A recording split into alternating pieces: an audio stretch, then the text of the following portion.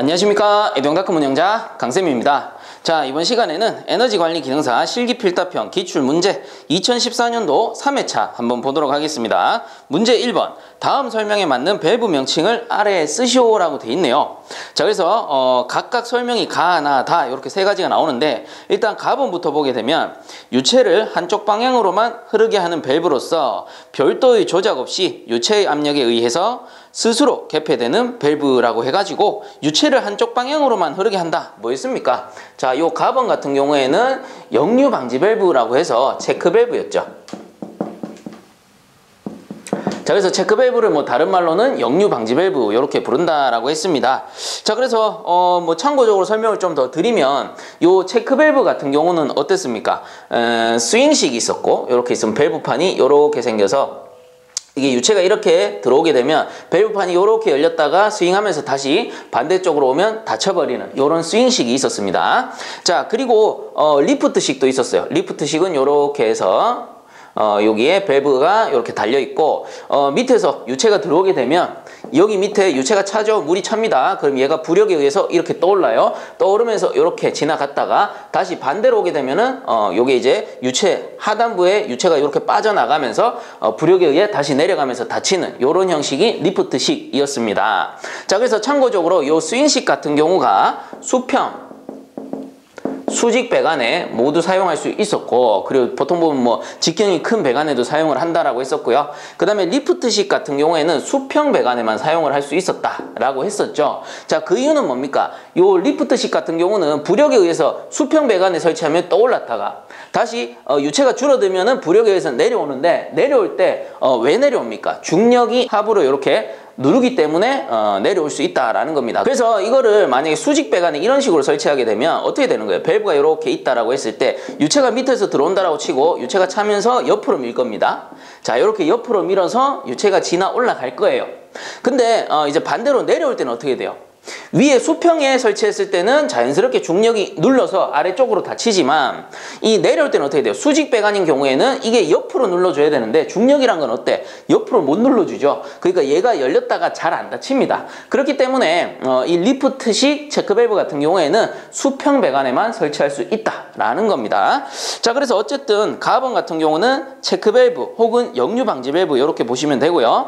자, 그 다음 나번 보겠습니다. 파이프의 횡단면과 평행하게 개폐되는 밸브로 일명 게이트 밸브라고도 하며 유량 조절용으로는 부적합하고 밸브를 완전히 열면 유체 흐름의 저항이 다른 밸브에 비하여 아주 작은 밸브이다 라고 돼 있죠. 자, 그래서 여기서는 일명 게이트 밸브라고도 한다. 여기서 답이 나온 거예요.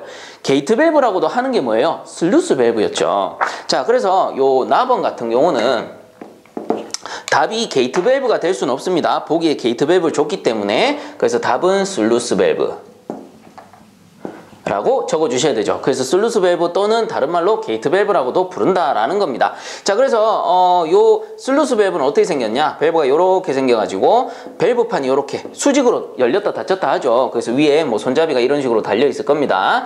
자, 근데 이 슬루스 밸브, 게이트 밸브의 단점은 뭡니까? 요거를 열 것 같으면 완전히 열어야 되고 닫을 것 같으면 완전히 닫아야 돼요. 그래서 주로 보면은 유체 개폐형으로 많이 씁니다. 왜 그래요? 요거를 반 정도만 열면 어떻게 돼? 반 정도만 이렇게 수문처럼 열리는 거죠. 반 정도 열다가 말면 어떻게 되냐면 유체가 지나오다가 받치면서 이렇게 와류가 생겨요. 와류가 생기면서 마찰 저항이 생깁니다. 마찰 저항, 마찰 손실 이런 것들이 발생하는 거죠. 그래서 이 슬루스 밸브는 완전히 열거나 혹은 완전히 닫아야 돼요. 대신에 완전히 열면 어때? 완전히 열면은 내부에 아무런 저항이 없어. 그래서 다른 밸브에 비해서 거기 나오죠. 밸브를 완전히 열면 유체 흐름의 저항이 다른 밸브에 비하여 아주 작은 밸브다 라고 해서 나오잖아요. 그래서 요거를 완전히 열게 되면 내부에 저항이 아무것도 없습니다. 그래서 완전히 열거나 완전히 닫는 밸브, 요거를 슬루스 밸브 혹은 게이트 밸브라고 부른다 라는 것이고, 자, 그 다음 답은 보겠습니다. 다른 밸브보다 리프트가 작아서 개폐 시간이 짧고 누설의 염려가 적지만 밸브 내에서 유체의 흐름 방향이 급격히 변경되므로 압력 손실이 크고 일명 스톱 밸브라고도 하는 밸브는 이라고 되어 있습니다. 자, 그래서 답은 같은 경우는 답을 알려드리면 글로브 밸브예요. 글로브 밸브. 자, 그래서 글로브 밸브 같은 경우는 구조가 어떻게 생겼냐? 요렇게 해가지고 요런 식으로 막혀 있습니다. 그리고 여기에 밸브판이 설치되고 손잡이가 이렇게 달려 있겠죠. 자, 그러면 유체가 이렇게 들어온다라고 하면 유체가 밸브를 열기 전에는 여기 밑에서 어때요? 딱 대기하고 있는 거예요. 스톱돼 있는 거야. 자, 그래서 요 밸브를 다른 말로는 스톱 밸브라고도 부르는 건데, 사실 뭐 스톱 밸브다라고 딱 단정 지어서 글로우 밸브를 얘기하는 건 아닙니다. 글로우 밸브가 스톱 밸브의 일종인 것이고, 그 외에도 스톱 밸브는 종류가 많은데, 어쨌든 이 답원에서 설명하는 그 밸브는 글로우 밸브다라고 좀 이해를 해주시면 좋을 것 같고요. 자, 어쨌든 이렇게 이제 스톱되어 있는 상태이기 때문에 뭐 다른 말로는 스톱 밸브라고도 한다라는 것이고, 자, 이 글로우 밸브 같은 경우는 특징이 어떻게 나옵니까? 다른 밸브보다 리프트가 작다. 자, 리프트라는 거는 밸브를 돌려서 여는 요 거리입니다. 밸브를 들어 올리는 거리. 그래서 요 리프트, 거리가 짧다라는 것이고요. 그리고 누설의 염려가 적지만 밸브 내에서 유체의 흐름 방향이 급격히 변경된다. 자, 그래서 급격히 변경된다라는 거는 밸브를 열어요. 밸브 열면 밸브판이 이렇게 들릴 거예요. 그러면 앞에 게이트 밸브는 어땠어요? 완전히 열어야 되기 때문에 어쨌든 완전히 열고 나면은 얘는 저항이 없습니다. 그쵸?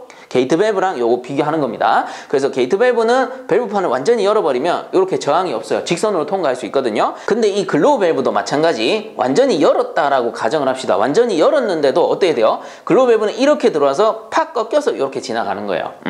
그래서 순간적으로 여기 보시면 나오죠? 흐름 방향이 이렇게 급격히 꺾인다라는 겁니다. 어쩔 수 없이 구조상 꺾이기 때문에 마찰 손실이 발생할 수밖에 없다라는 거예요.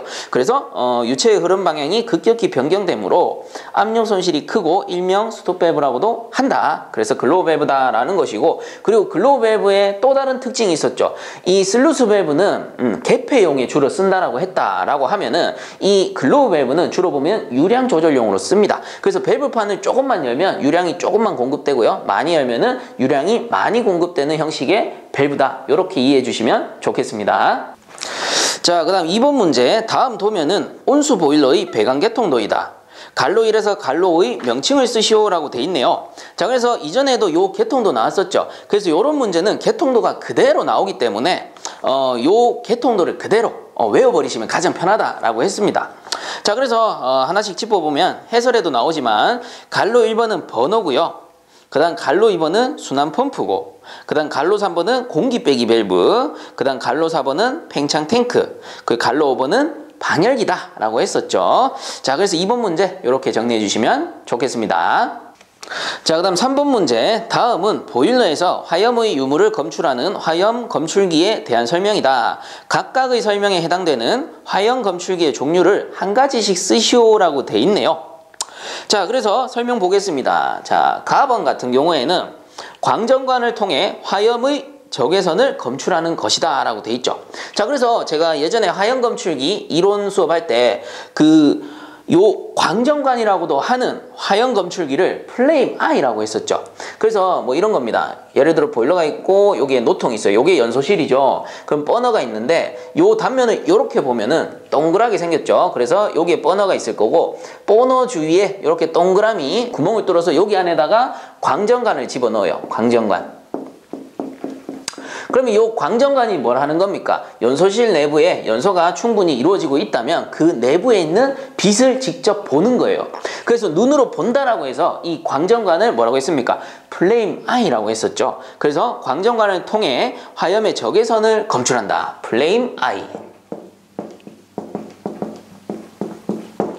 자, 그 다음에 나번 봅시다. 나번 같은 경우는 화염의 이온화를 이용한 전기 전도성을 검출하는 것은 이라고 되어 있습니다. 그래서 화염의 이온화 현상, 그래서 뭐였어요? 요거는 플레임 로드라고 했죠. 플레임 로드. 자, 요 플레임 로드 같은 경우는 이 연소실 내부에 막대기를 이렇게 넣는다라고 했습니다. 자, 뭐예요? 로드, 막대기. 그래서 막대 형태로 생긴 요 센서를 넣는 거겠죠. 그러면 정상 연소시에는 연소실 내부에 양이온이 이렇게 발생된다라고 했잖아요. 그러면 이 플레임 로드가 안에 들어가 있기 때문에 자연스럽게 요 양이온이 여기에 들러붙는다라고 했습니다. 자, 요런 거를 이온화 현상, 전기 전도성 이렇게 부른다라고 했습니다. 자, 그래서 나번에 화염의 이온화를 이용한 전기 전도성으로 검출하는 것은 플레임 로드가 되고요. 자, 다음에 다번 보겠습니다. 다번 같은 경우에는 연도에 설치되어 연소가스의 온도에 의해 바이메탈을 이용하는 것이라고 나옵니다. 자, 그래서 뭐 온도차, 바이메탈 이런 얘기가 나오면 스택 스위치라고 했어요. 스택 스위치. 자, 그래서 바이메탈이라는 게 뭐예요? 열을 받으면 팽창하고 그리고 반대로 열을 빼앗기면 수축하는 이런 성질을 이용해서 만든 그 화형 검출기를 스택 스위치라고 불렀습니다. 자, 그래서 3번 문제 이렇게 정리해 주시면 되겠습니다. 자, 그 다음 4번 문제. 관을 회전시키거나 이음새를 재거나 풀 때 사용하는 파이프렌치의 종류를 2가지만 쓰시오라고 돼 있네요. 이거 우리 필답형 기출문제 첫 회차에 나왔던 문제죠. 그래서 파이프렌치의 종류 총 3가지라고 했습니다. 강력형, 보통형, 체인형 이렇게 3가지 있는데 이 중에 2가지 골라서 적어주시면 되겠습니다. 자, 그 다음 5번 보겠습니다. 가정용 온수온돌의 연돌 시공 시 자연 통풍력을 증대시킬 수 있는 방법 3가지를 쓰시오라고 돼 있네요. 자, 그래서 이게 무슨 말이에요? 보일러가 이렇게 있고 연소실, 노통이라고 합시다. 요 노통이 있고 그 다음에 연도와 연돌이 있죠. 이 연돌이 굴뚝인데 요 연돌을 시공할 때 어떻게 하면은 통풍력, 이 자연 통풍력을 증가시킬 수 있느냐라는 겁니다. 그래서 이전에도 몇 번 나왔던 문제죠. 자, 그래서 한 가지씩 살펴보면 첫 번째, 연돌의 높이를 높인다. 자, 이 연돌, 굴뚝이죠. 굴뚝의 높이를 높이는 겁니다. 그 왜 그래요? 여기 있는 대기의 온도보다 이 위에 있는 대기의 온도가 낮을 테니까 이렇게 높여주게 되면 어떻게 됩니까? 여기 있는 온도차와 여기 연소실의 온도차가 커지는 거죠. 그 말은 다시 얘기하면은 밀도차가 커진다라는 겁니다. 그래서 밖에 있는 공기는 더 차가워질 거고 안에 있는 공기는 어차피 밖에보다 온도가 이렇게 높은 상태니까 위쪽으로 갈수록 온도가 차가워지고 그로 인해 밀도차는 커진다라는 소리고요. 그 다음 2번째, 배기가스 온도를 높인다. 자, 여기서는 어때요? 외기의 온도가 낮은 곳으로 굴뚝을 높인 거다라고 치면은 이번엔 반대로 여기 연소실의 온도를 이렇게 더 올리는 거야. 그러면 얘는 그대로인데 얘 온도가 올라가면 밀도차가 당연히 커지겠죠. 그로 인해서 통풍력이 더 증가하는 것이고, 그 다음 3번째, 굴곡부를 줄인다. 즉 이 연도를 이렇게 굽히면 안 된다라는 겁니다. 이런 식으로 막 굽혀서 시공하게 되면 통풍력이 감소하겠죠. 요런 데 저항이 생기니까. 자, 그리고 나머지 한 개 더 살펴보면 4번째, 연돌 상단 면적을 크게 한다. 그래서 연돌 상부 여기 굴뚝의 요 윗단의 면적을 이렇게 크게 해준다라는 겁니다. 그러면 똑같은 시간 빠져나갈 수 있는 그 연소가스의 양이 직경이 커지면 더 많이 나가겠죠. 자, 그렇기 때문에 이렇게 4가지 방법 꼭 기억을 해 두시고요. 이 중에서 5번 문제 같은 경우는 3가지만 골라서 쓰시면 되겠습니다.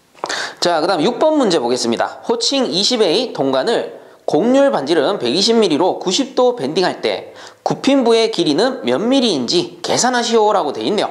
자, 그래서 굽힌부의 길이를 구하는 공식이 있었습니다. 자, 뭐였어요? 스몰 l은 2πr 곱하기 360분의 세타다라는 거죠. 자, 그래서 그대로 넣습니다.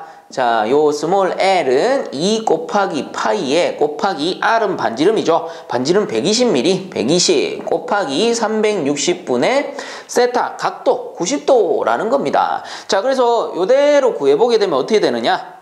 188.4955 뭐 쭉쭉쭉쭉 요렇게 나올 겁니다. 자, 그럼 어떻게 해요? 우리는 3번째 자리에서 요렇게 반올림 해가지고 최종 답은 188.50 이렇게 하고 그리고 미리까지 적어 주셔야 되죠. 그래서 길이는 몇 미리인가? 몇 미리인가라고 물어봤기 때문에 120을 그냥 미리 상태로 그대로 넣어 준 겁니다. 그래야지 마찬가지로 밀리미터 이렇게 단위가 나오겠죠. 자, 근데 이 문제 간혹 이런 거 물어보시는 분들 많습니다. 쌤, 제가 구해보니까요 188.4mm가 나오던데요, 어떻게 된 겁니까? 라고 물어보시는 분들이 간혹 있어요. 그런 분들은 어떻게 계산하신 거냐 하면은 요거를 파이를 넣은 게 아니고 제가 계산한 거는 공학 계산기를 가지고 실제 파이를 넣어서 계산한 겁니다. 여기서 3.14로 바꾸어 넣는 분들이 간혹 있으십니다. 근데 만약에 제가 3.14로 계산을 했어요. 그러면 계산 과정에 요 파이 대신에 만약에 3.14가 들어가 있다.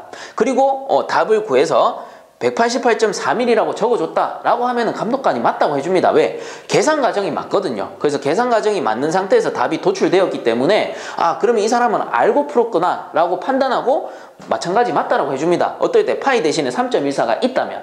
근데 만약에 식을 적을 때 여기에다가 파이를 넣고 계산해서 요 값을 도출해냈다라고 하면은 감독관 마찬가지입니다. 아, 파이로 계산했구나. 그리고 답이 이렇게 나왔구나. 그러면 맞다라고 해주는 거예요. 즉, 이 전체를 보는 거지 답만 보는 게 아닙니다. 감독관들 채점할 때는. 자, 그러니까 너무 걱정들 마시고 본인이 계산한 공식대로 답을 도출시켜주면 되는 겁니다. 뭐가 맞다 틀렸다 이게 아니에요. 둘 다 계산 과정에 따라서는 맞을 수 있다라는 겁니다. 자, 그래서 어쨌든 저는 파이를 넣어서 구했기 때문에 요거는 지워버리겠습니다. 이렇게 지워버리고 계산 과정에는 요걸 써줘야 되죠. 요걸 써주시고 그 다음 답란에다가 요 밑에 거 단위까지 꼭 적어주셔야 된다라는 겁니다. 자, 요렇게 6번 문제는 정리하도록 하겠습니다. 자, 그 다음 7번 문제. 아래에 열거된 온수, 온돌, 배관 작업 요소들을 시공 순서대로 그 번호를 아래에 쓰시오라고 돼 있네요. 자, 그래서 요런 식으로 이제 답란이 나와 있는데 일단은 빈칸에 답을 넣기 전에 여러분들 저처럼 써놓으시면 편합니다. 어떻게 하느냐? 동그라미 2번이 기초 시공이죠. 보기에서 그냥 가지고 와서 그대로 쓰세요. 그 다음에 동그라미 5번이 단열 보온 처리. 자, 그리고 동그라미 4번. 동그라미 4번이 온수 보일러 설치가 됩니다.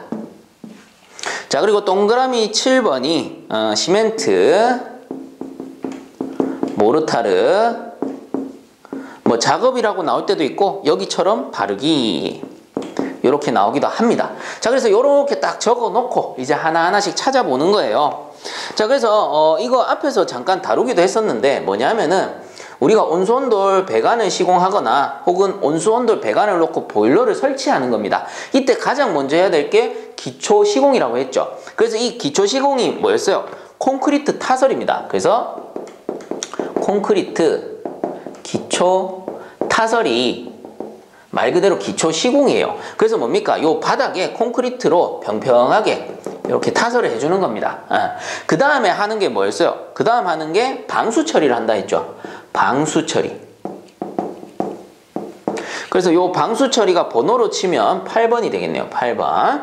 그래서 요렇게 기초 타설하고 방수 처리를 해줍니다. 왜? 바닥에서 수분이 이렇게 올라올 수 있으니까 방수 처리를 먼저 해주고요. 그 다음 하는 게 뭡니까? 5번이죠. 단열 처리한다. 여기에다가 단열 처리를 해준다.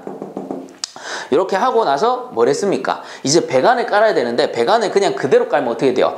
요 단열 보온 처리한 부분으로 이렇게 묻혀 들어갈 수가 있다라고 했죠. 그래서 묻혀 들어가는 걸 방지하기 위해서 받침재를 설치합니다. 배관을 놓기 전에 이런 받침재를 딱 설치를 해주는 거예요. 그래서 요 5번 다음에 들어갈 게 받침재 설치.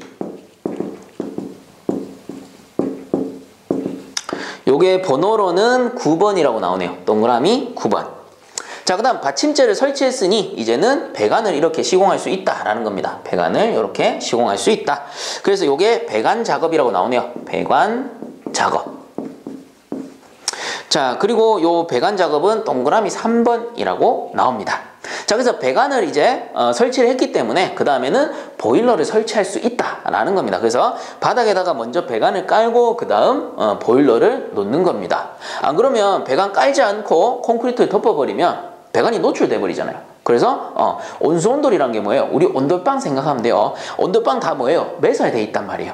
그래서 보일러 배관을 먼저 깔고 보일러를 설치합니다. 요 순서 기억해 주시고요. 그 다음에 이제 보일러를 설치했기 때문에 수압시험을 하는 거예요. 수압시험. 자, 그래서 수압시험이 요게 6번이네요. 동그라미 6번. 그래서 보일러를 딱 설치해서 수압을 먼저 걸어보는 겁니다. 그러면 보일러 이음부 혹은 배관의 연결부 있죠. 이런 데서 누설이 발생하면 뭐 용접했는데 누설 발생했다. 그럼 점검하고 조치해줘야 되는 거죠. 근데 만약에 수압시험 하지 않고 콘크리트 여기 시멘트 모르타르 먼저 이렇게 깔아버리면 어떻게 돼? 누설되어도 조치할 수 없다라는 겁니다. 자, 그렇기 때문에 배관 작업을 먼저 하고 보일러 설치한 후에 수압시험 꼭 해줘야 돼요. 그래서 수압시험이 끝나고 이제 이상이 없다 싶으면은 뭘 합니까? 골재를 충진합니다.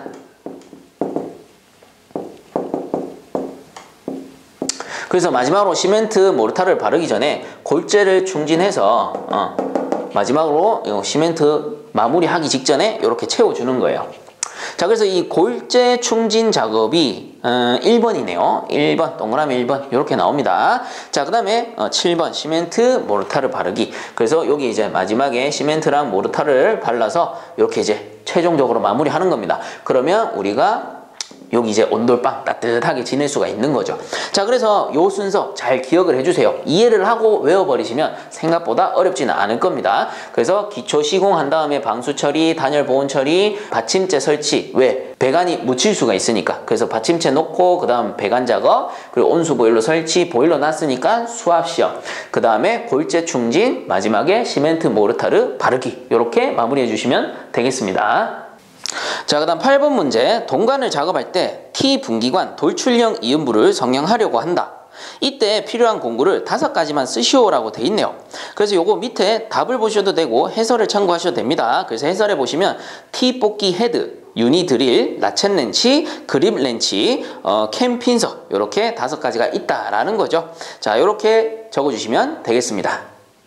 자, 그 다음 9번 문제. 두께가 300mm인 벽돌의 열 전도율이 0.03kcal/m² 도시이고 내벽의 온도 300도씨 그리고 외벽 온도가 30도씨이다. 이 벽이 1m 자승을 통과하여 전달되는 열량은 몇 kcal/h인가 라고 되어 있네요. 그래서 전달되는 총 열량을 구해라 라는 겁니다. 그래서 이런 거죠. 요런 벽체가 있어요. 요런 벽체의 두께를 L이라고 합시다. 두께가 300mm다 라는 것이고, 그리고 요게 벽이니까 당연히 고체에서 고체 이렇게 전도가 되는 거죠. 그래서 이때의 열 전도율이 여기서는 람다, 요 람다가 0.03 kcal/m² 도시다 라는 겁니다. 그리고 전달될 때 이 온도차가 여기서는 300도씨, 그리고 이렇게 지나갈 때 여기서는 뭐 30도씨다 라는 거고, 이 전체의 면적 F가 1m의 자승이다 요 소리입니다. 자, 그래서 요런 문제는 사실상 우리가 알고 있는 공식은 뭐예요? Q는 K, F, 델타 T라는 공식은 알고 있습니다. 자, 이렇게 있어요. 근데 문제는 뭐예요? 요 K라는 게 열통과 율인데 여기서는 열통과 율이 안 나와요. 대신에 벽체의 두께와 람다가 나온다라는 거죠. 그래서 여러분들 요런 식으로 열 전도율을 주고 두께를 줬을 때는 어떻게 하느냐 하면은 요 K 대신에 열통과 율 대신에 L분의 람다로 바꿔주시면 됩니다. 자, 왜 그러냐? 요 L이라는 게 두께죠. 요거를 우리가 미리를 나중에 넣을 때 미터로 바꿀 겁니다. 그러면 요 밑에 있는 단위가 미터가 되고요. 그 다음에 열 전도율의 단위가 kcal/m² 도시가 되기 때문에 나눠져 버리면 어떻게 되냐면은 요 두 개가 kcal/m 자승 도시라는 열 통과율의 단위와 같아져 버립니다. 그러면 요 공식으로 그대로 풀 수가 있다라는 거예요. 자, 그래서 전도율을 줬을 때는 전도율에다가 나누기 L, 벽체의 두께죠. 두께를 해가지고 열 통과율 대신에 사용을 한다라는 거고, 그러면 이대로 이제 한번 구해보게 되면 Q는 자, L이 300mm인데 미터로 바꿔야 되죠. 단위가 미터니까. 그래서 하나, 둘, 셋 해가지고 0.3 미터가 될 거고, 분의 람다라는 건 여기 있죠. 0.03. 그 다음 곱하기 벽체 면적 F가 1m 자승이라고 했죠. 그래서 1 곱하기 온도차는 300 빼기 30도씨. 자, 그래서 300 마이너스 30 이렇게 해주시면 된다라는 겁니다. 자, 그래서 구해보니까 27이 나오더라. 그래서 여러분들 요게 계산 과정, 그리고 답란에다가 27 kcal/h 이렇게 정리해 주시면 되겠습니다. 자, 그 다음 10번 문제. 호칭지름 15A 일반 배관용 탄소 강관과 90도 엘보 두 개를 그림과 같이 나사 이음할 때 실제 강관의 절단 길이는 몇 mm인지 계산하시오. 단, 엘보의 끝단에서 엘보 중심까지 길이는 27mm이고 엘보의 나사 물린 길이는 11mm이다 라고 줬는데 자, 요거 우리 교재 101페이지 이론 나왔던 내용이죠. 그래서 101페이지 이론 내용을 보시면 잘 이해를 하실 수 있을 건데, 뭐 간단하게 설명을 해드리면 이런 겁니다. 우리가 배관의 치수를 산정할 때 배관의 치수는 어디라고 했어요? 요 엘보의 센터. 근데 정확하게 얘기하면 엘보에 이렇게 배관이 삽입이 될 거란 말이에요. 자, 그렇기 때문에 모든 배관은 기본적으로 요 배관의 센터와 센터의 길이를 기준으로 한다라고 했습니다. 즉, 요 400mm를 맞추는 기준은 요 배관의 센터이기 때문에 결국 엘보의 이 구멍, 요 구멍의 센터가 된다라는 겁니다. 그래서 연장하면 어차피 배관의 센터가 되기 때문에. 자, 근데 문제는 뭐예요? 예를 들어서 요 센터와 센터를 맞추고 싶은데 만약에 그 배관을, 강관을 400mm로 똑같이 잘라버리면 어떻게 될까? 400mm로 잘라버리면 절단 길이가 요렇게 나오겠죠. 그래서 강관이 이렇게 절단이 되고요. 그렇게 되면 어떻게 돼? 요 엘보의 길이만큼 어떻게 됩니까? 요 센터간의 길이가 늘어나 버린다라는 겁니다. 자, 그래서 우리는 절단 길이를 구해줘야 돼요. 그래서 이 절단 길이를 구할 때 사용하는 길이를 뺄 길이라고 흔히 부르죠. 뭐 산출 길이라고도 하고 뭐 뺄 길이라고도 부르는데, 이 뺄 길이의 원리가 뭐냐? 결국은 뭐냐면은 우리가 절단 길이 요 길이를 구한다라는 겁니다. 요 정도로 잘라보니 요 엘보를 양쪽에 조였을 때 요 센터 간의 거리가 400mm가 나오더라라는 소리죠. 그러면 이거 어떻게 구하느냐? 자, 관이 삽입되고 나서 요 센터까지의 치수, 요거를 구하면 된다라는 겁니다. 자, 그래서 힌트는 그 단, 엘보의 끝단에서 엘보 중심까지 길이는 27mm이고, 이 말은 뭐예요? 여기 엘보 끝단에서 요 엘보 센터까지, 요 중심까지의 길이가 요게 27mm이고 라는 뜻이고, 그 다음에 나사 물린 길이가 11mm다 라는 거는 요 끝단에서 여기까지 나사를 물려보니, 이렇게 나사를 내서 나사를 물려보니 요 나사 물린 길이가 11mm다 라는 뜻이에요. 그럼 제가 어디 거를 구하면 된다라고 했어요? 여기 안에 있는 요 거리를 구하면 된다라고 했잖아요. 그럼 어떻게 구해? 요 센터까지의 전체 길이에서 나사 물린 길이 11mm를 빼면은 결국은 요 X 값이 구해지게 된다라는 거죠. 자, 그래서 요 엘보 중심 길이 27mm에다가 나사 물린 길이 11mm를 빼게 되면 이거 얼마예요? 16mm가 된다라는 겁니다. 즉, 이 문제에서 15A 요 강관 엘보 90도 엘보죠. 90도 엘보의 뺄 길이는 16mm다 라는 겁니다. 자, 그렇기 때문에 계산을 해보면 400 빼기 16, 여기 16 빼주고 여기도 16 빼줘야 되겠죠. 더하기 16 하게 되면은 결과값이 368mm가 나온다 라는 겁니다. 그래서 이렇게 풀어주셔도 되고요. 아니면은 101페이지 나오는 공식 어떻게 돼 있습니까? 공식은 L에, 스몰 L에 대문자 L-2 대문자 A 마이너스 스몰 a라고 나와요. 공식은. 이 공식의 뜻이 뭡니까? 결과적으로 요 전체 길이 L은 요 엘보 중심 길이 요게 대문자 A겠죠? 그리고 요게 스몰 a, 나사 물린 길이가 스몰 a가 됩니다. 즉 L 빼기 요 A 마이너스 스몰 a 하면 어떻게 돼요? 16mm가 나온다라는 거죠. 근데 양단에 설치가 되어 있으니 곱하기 2를 해준다라는 겁니다. 그래서 뭐 이 공식이나 이 공식이나 같은 건데, 여러분들 필답형 같은 경우는 공식대로 풀어주는 게 감독관이 봤을 때 조금 더 좋습니다. 자, 그렇기 때문에 요 실제 절단 길이 스몰 l이라고 했을 때 스몰 l은 방금 적어드린 공식대로 풀면 400 빼기 2 곱하기 대문자 A 27 빼기 어떻게 합니까? 소문자 A 11 요렇게 된다라는 겁니다. 그래서 구해보니까 똑같아요. 368이 나오고요. 그래서 요거 공식에다가 적어주시고 계산 과정에 적어주시고 답란에다가 368 뭐예요? 미리 단위로 전부 계산을 했죠. 그러니 미리가 나온다라는 겁니다. 자, 10번 문제도 이렇게 정리해 주시면 되겠습니다. 자, 이렇게 해서 이번 회차도 마무리하도록 하고요. 본 영상이 도움되셨다면 구독과 좋아요 한 번씩 부탁드리겠습니다. 자, 수고들 많이 하셨습니다.